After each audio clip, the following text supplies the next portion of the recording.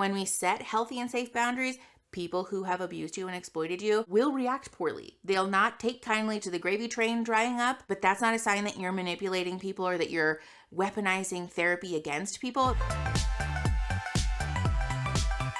Okay, hi everybody. Thanks for coming back if you've been here before, or hi, welcome if you're new. My name's Mickey, I'm a therapist, and we talk about therapy things on this channel. Today, we are talking about a TikTok that I don't have to show you. It hurt me really deeply that you think I'm a bad person and that you're mad at me. Are you going to apologize for the hurtful thing that you did to me? No? Are you going to apologize for the hurtful thing you did to me? What was that? Thinking I'm a bad person and being mad at me. Actually, one could argue that you doing that is worse than what I did in the first place. That you think I'm a bad person. Something I feel super strongly about is that you can have just enough therapy to make yourself even more dangerous and harmful to others than you were when you had no therapy at all. And like my mom has had just enough therapy to vaguely understand the concept of boundaries, but not actually like fully what they mean. So one of the recent boundaries that she set for me is that I'm not allowed to make her feel bad. And I said, oh, well, how do I do that? And she said, when you talk about the things I did that harm you.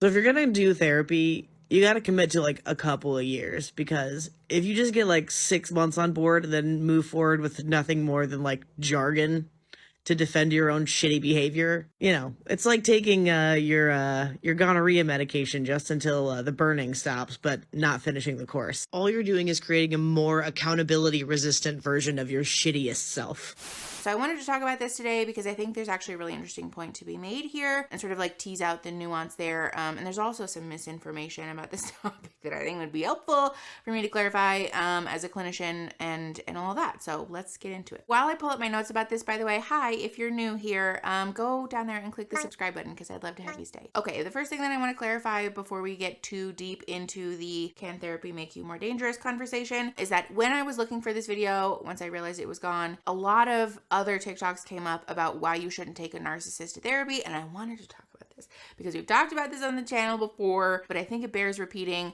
I really want to discourage people from just labeling like any Tom, Dick, or Harry as a narcissist. A, because this is really stigmatizing and it sort of carries the insinuation that if you're a narcissist, you're inherently abusive, which is not true. But second of all, because if you are not a person who is trained to be making diagnoses, is trained in differential diagnoses, is trained in like the use of the DSM and psychotherapy and all that stuff, it's really not a good thing to be just like doling out diagnoses or like insinuating that you know what a person's diagnosis is. But second of all, even if you are trained in how to diagnose people, we can't be doing that to people who haven't expressly consented to be engaging in clinical psychotherapy services with us. And so like if this person is your family or your friend or your neighbor, it wouldn't be appropriate for you to diagnose them anyways. So like generally just all around bad vibes, don't do this. But on top of that, I think there is a lot of confusion about people who are emotionally immature or have trouble with emotional regulation, people who don't have a high level of self-awareness or insight, and people being narcissists. There's a really interesting book called Adult Children of Emotionally Immature Parents that I talked about recently. I am planning on making a video about it generally. Not today, that's for another day. But I think this might be the core area that people are being confused about or like are finding themselves confused in, because sometimes behaviors may look similar between people who have like different diagnoses, but that's not evidence that a person is a narcissist, for example. So I want to, again, just discourage people from doing this because we can honor and like note that a person's behavior may be abusive, unhelpful, unsafe for us, and that isn't required to have a diagnosis attached to it. Like we can do that independently of a diagnosis. The other thing that I wanted to talk about here with the like adult children of emotionally immature parents is that this is something we don't really have a lot of language about, and people have found this very helpful to discuss because we may not have a diagnosis for parents and family and friends, but noticing that there are like behavior trends or like patterns in the way that these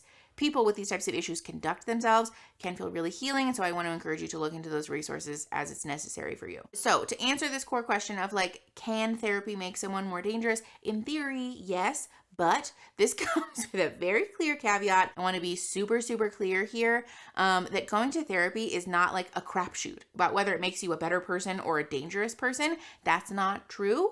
We know far and away from the research that going to therapy, particularly when it comes from a self-focused place, wanting to improve our own lives, wanting to improve our own mood and like sense of self and all those things, is far and away a safe thing to do, a beneficial thing to do, positive thing to do, and can manifest in all different types of wonderful, positive, healthy outcomes for you and for your relationships and your relationship with yourself. So I wanted to address this because I don't want people to walk away from this video thinking if I don't do therapy right, or I don't go to therapy enough, or like do it the perfect way, that I might end up as a bad person who's like weaponizing therapy against other people, because that's not true. And this is very different than setting healthy and safe boundaries with people who are used to abusing you, manipulating you, exploiting you, and them reacting poorly because they're no longer able to like receive the benefit of manipulating and abusing and exploiting you, as opposed to setting boundaries in saying like, my boundary is that you're not allowed to have boundaries, or my boundary is that you're not allowed to cut me out of your life. I actually talked about this on TikTok with a different video. I'll just put that on the screen now.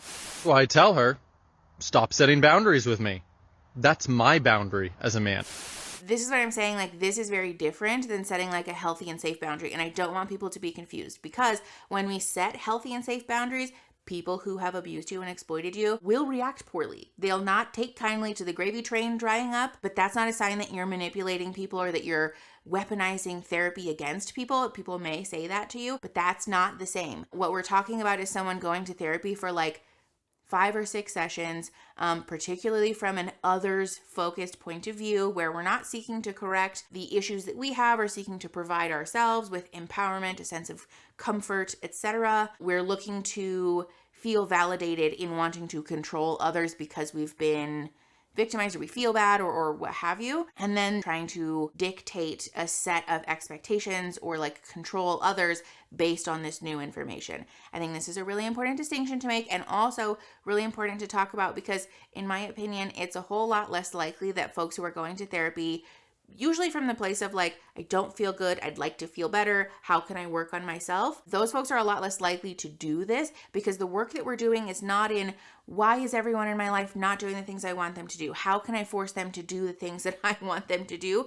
But rather, how can I improve myself, my immediate environment? How can I, show up for me? Again, this is just like a really important distinction to make, and I really want to encourage people to tread lightly here. I wanted to talk about this, like I said, because I think this is potentially true, and I also want to talk about how to deal with people who are doing this to you, but I want to be super, super clear and really caution folks against doing the thing where we're like, oh, I shouldn't go to therapy because I'll like weaponize it against other people, or like, it's not fair for me to set boundaries with someone who's exploiting me because it'll hurt their feelings. That's not the same. That's not what we're talking about. That said, I do want to talk about like, how do you deal with this if like your mom or your dad or your grandma goes to therapy and learns about the word boundaries and is now trying to say like, my boundaries that no one's allowed to have feelings. Like, I think this is like not an uncommon issue and worth addressing. If you are noticing this happening to you, first of all, much love to you, because it can feel really overwhelming, especially when we're new to boundary setting. Hearing someone else use therapy language against us is like, I don't know how to like argue with that or like deal with that, because in theory you're using these words that come from like a healthy place. And so like, how am I supposed to be allowed to tell you that you can't do that, right? Very much I want to encourage people, if you're in a place that it feels really scary for you to advocate for yourself, to give yourself permission to just remove yourself from situations with people who are committed to misunderstanding you.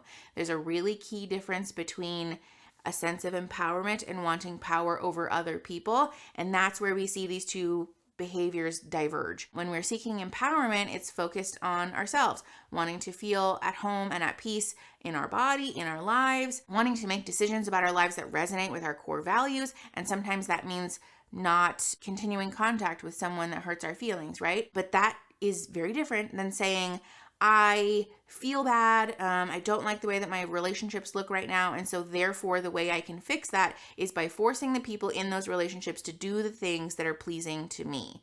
If you notice that there is a person in your life doing this to you, first of all, you can very much advocate for yourself and saying you're not entitled to tell me what to do, because that's true. But second of all, again, if you don't feel comfortable advocating for yourself, it's okay to just nope out of that conversation, and to not indulge these requests or demands rather. I wanted to talk about this because it can feel very tempting to get sucked into these conversations, especially when it's someone that we love, to feel like, oh, well, maybe if I just educate them about the difference here, that they'll listen, they'll hear me, and our relationship will get better. And that may be true. That may be true sometimes. However, if you get the vibe that that's not what's going on here, it is okay to release yourself of doing that emotional labor, particularly for people who are committed to misunderstanding you, because sometimes we end up in this situation where someone will only be satisfied when you give in to these demands and say, you will allow me access to your life, you will allow me to dictate how you behave, you know, how you speak, how you dress, how you do whatever. And if that's the case, it does not bode well for the future of that conversation. Like you're not required to invest your time, your emotional labor, and your emotional safety to a conversation to try to educate someone who is committed to trying to hurt you. I think sometimes when we do the work on ourselves, we can get lost in this place of like, I want to be a good person and I want to be kind and compassionate to others. But there is sometimes this like false equality that happens where, you know, we can feel bad about not giving equal space or equal weight to someone who is saying these things that are hurtful, that are abusive. And that is a fallacy, first of all, but also can be a mechanism for abuse. And so if you notice this happening, if you're not able to feel safe in saying, that's not an okay thing, I understand that you're trying to set boundaries, but boundaries are about you and not about me. And I, you know, am not receptive to this conversation. And so therefore I'm not going to do the thing that you're trying to tell me to do. It is okay to just say, I don't feel comfortable, I'm hanging up the phone. Or, you know, this conversation doesn't feel safe to me, I'm leaving this room, not talking to you anymore, removing myself from this situation, dissociating until this conversation is over and trying not to listen to you. Those are all perfectly acceptable ways to deal with someone like this. Because again, it's important to suss out when someone is just committed to misunderstanding you for the purpose of trying to manipulate you, as opposed to like gently and kindly trying to educate about something. I hope that this makes sense and that this is helpful and or useful. If you guys have questions, please feel free to put them in the comments. I want to be super clear though, I can't answer your questions about your specific stuff because this is the internet and because we're just doing broad strokes learning here. And so please note that I can't like answer your specific questions about your specific people, but I'm happy to clarify if that comes up. Generally, if you like the video, subscribe to the channel. We do stuff like this, and we also do a cute pop culture moment every now and again, so I'd love to have you say, and share the video to help the channel grow and to help each other grow, and I will see you guys next Saturday. Okay, bye.